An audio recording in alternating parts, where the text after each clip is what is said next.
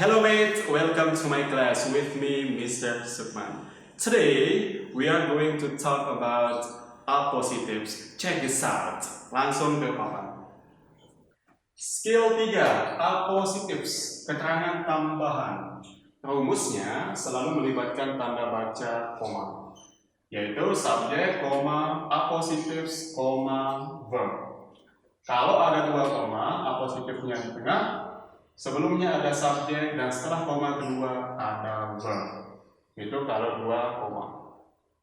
Yang kedua, A positives, koma, subjek plus verb. Kalau satu koma, A positifnya hanya satu saja. Setelahnya tetap butuh subjek verb.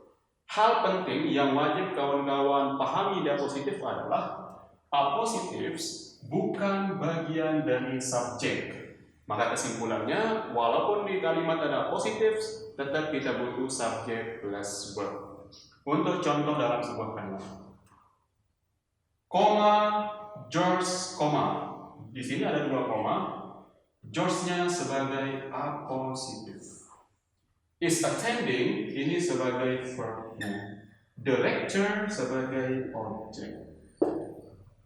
Dalam kalimat ini kita butuh yang namanya subjek. Yang A, right now itu adverb bukan subjek. Nah, jadi jawaban A salah. Yang kedua, happily ada ly itu adverb juga bukan subjek, salah juga. Yang ke C, because of itu preposition. The time itu objeknya. Jadi kita nggak butuh yang C. Yang di my friends ini non place sebagai subjek kalimat yang ini. Jadi jawabannya adalah delta. Oke, sekian pembelajaran kali ini.